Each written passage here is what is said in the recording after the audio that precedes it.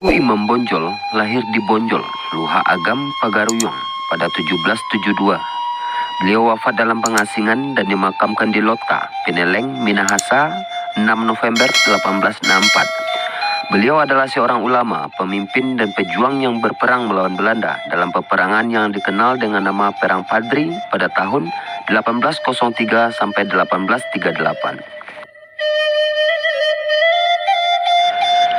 Tuanku Imam Bonjol diangkat sebagai pahlawan nasional Indonesia berdasarkan SK Presiden RI nomor 087-TK tahun 1973, tanggal 6 November 1973. Salah satu naskah asli yang memuat riwayat hidup Tuanku Imam Bonjol tersimpan di Dinas Perpustakaan dan Kearsipan Provinsi Sumatera Barat.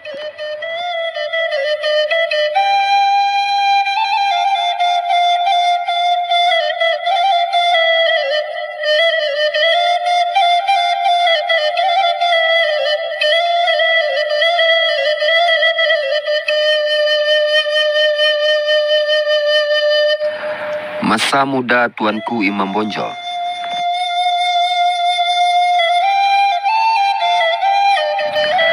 Nama asli dari Tuanku Imam Bonjol adalah Muhammad Syahab, yang lahir di Bonjol pada 1 Januari 1772. Beliau merupakan putra dari pasangan Khatib Bayanuddin dan Hamatun. Ayahnya Khatib Bayanuddin merupakan seorang alim ulama yang berasal dari Sungai Rimbang, Suliki 50 kota.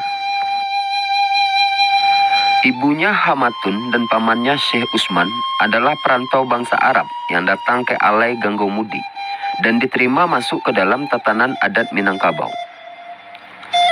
Syekh Usman menjadi penghulu kaum keturunannya sebagai bagian klan suku Koto.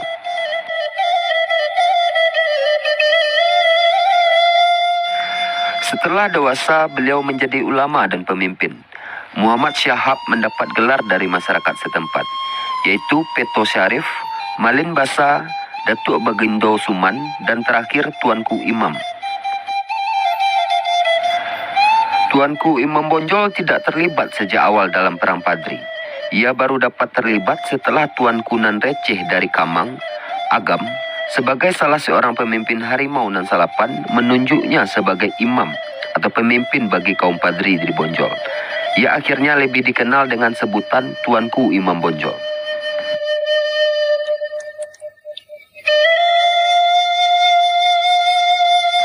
Masa Perang Padri.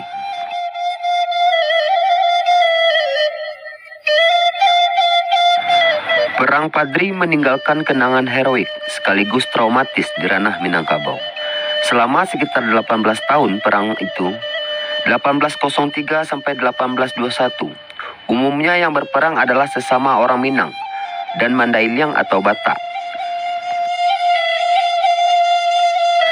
Awal timbulnya peperangan ini didasari keinginan di kalangan pemimpin ulama di Kerajaan Pagaruyung untuk menerapkan dan menjalankan syariat Islam sesuai dengan Ahlus Sunnah wal Jamaah atau Sunni yang berpegang teguh pada Al-Quran dan Sunnah Rasulullah.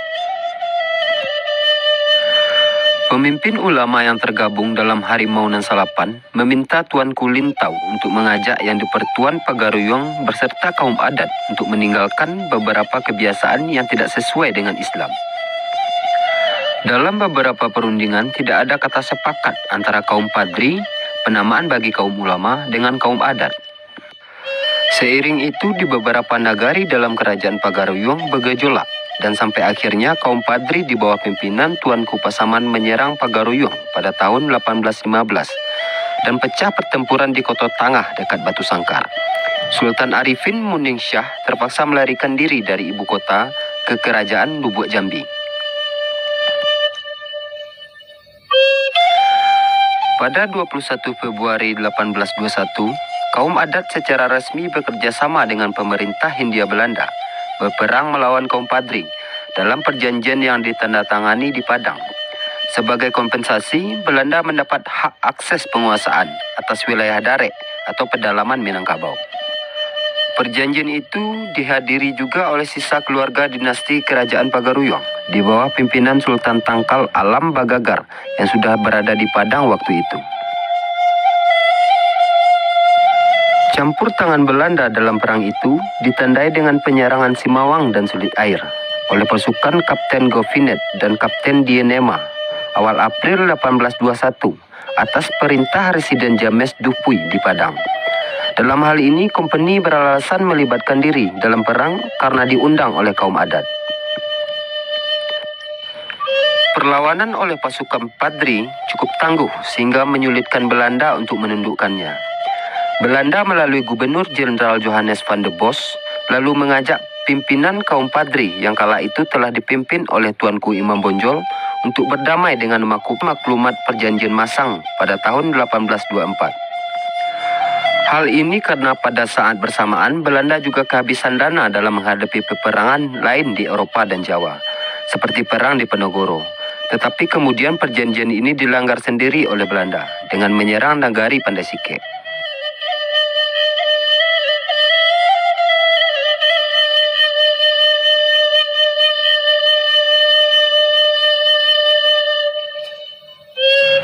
Namun sejak awal 1833, perang berubah menjadi perang antara kaum adat dan kaum Padri melawan Belanda. Kedua pihak bahu-membahu melawan Belanda. Pihak-pihak yang semula bertentangan akhirnya bersatu melawan Belanda. Di ujung penyesalan muncul kesadaran, mengundang Belanda dalam konflik justru menyengsarakan rakyat Minangkabau itu sendiri. Bersatunya kaum adat dan kaum Padri ini dimulai dengan adanya kompromi yang dikenal dengan nama Plakat Puncak Pato di Tabek Patah yang mewujudkan konsensus adat Basandi Syarak Basandi Kitabullah. Rasa penyesalan Tuanku Imam Bonjol atas tindakan kaum Padri atas sesama orang Minang, Mandailing dan Batak terefleksi dalam ucapannya. Adapun hukum Kitabullah banyaklah melampaui deulah kita juo.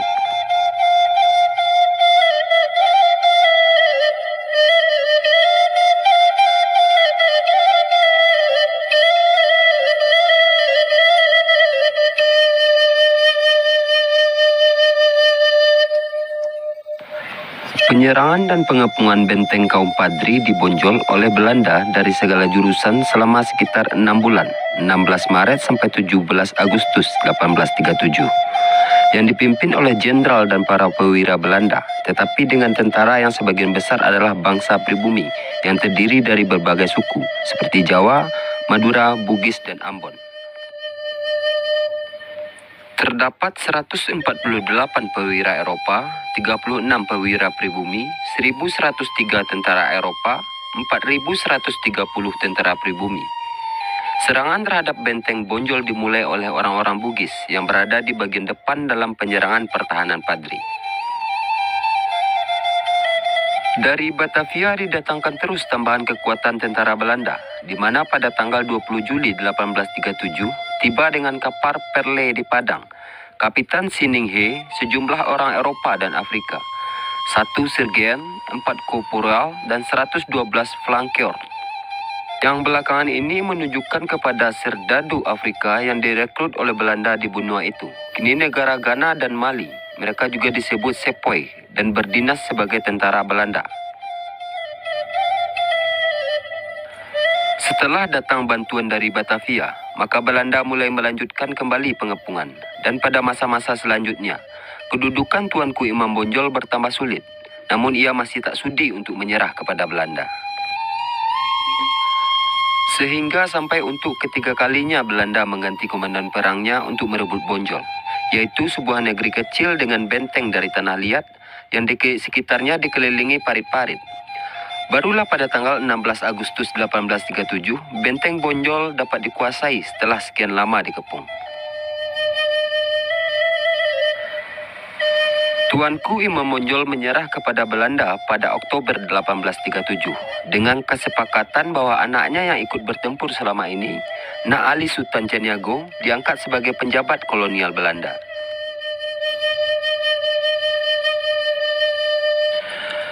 Imam Bonjol dibuang ke Cianjur, Jawa Barat, kemudian dipindahkan ke Ambon dan akhirnya ke Lota, Minahasa dekat Manado.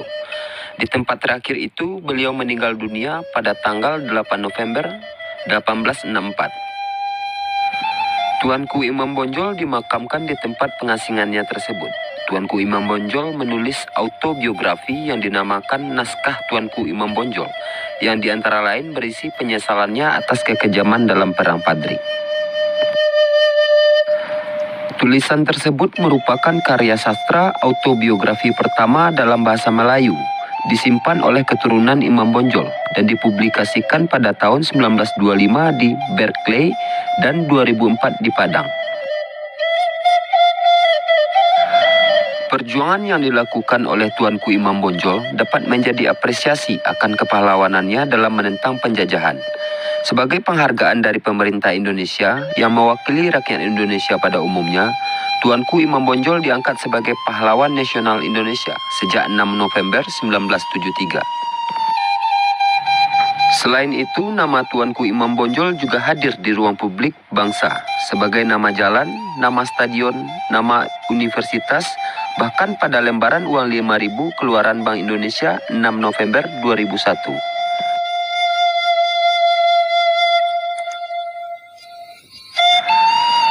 Keturunan Tuanku Imam Bonjol.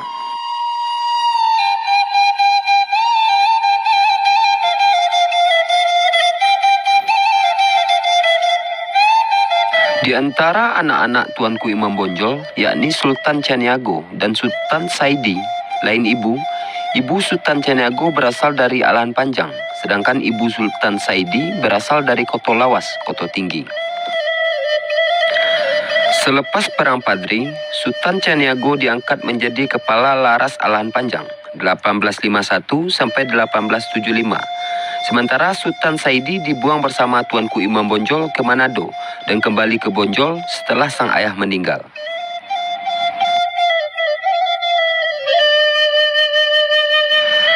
Jadi begitulah sekilas tentang siapa itu Imam Bonjol.